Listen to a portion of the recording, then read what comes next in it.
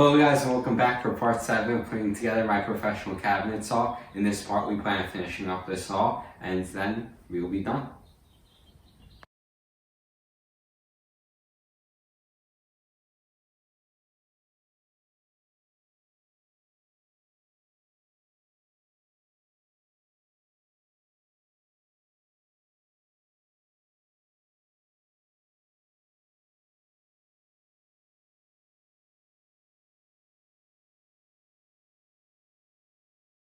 Alright guys, so we finished putting together the saw. I'm now going to turn it on for the first time. You guys will be here with me. Now I'm going to raise the blade.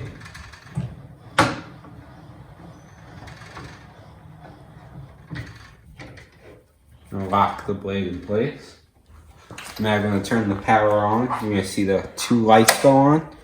That means it's getting ready. Checking the connection. Once it turns green, we will be ready. We are now ready.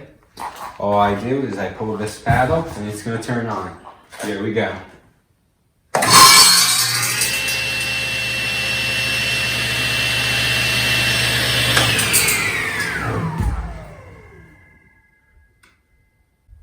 Alright guys, we went through the process. That was great. I hope you enjoyed it.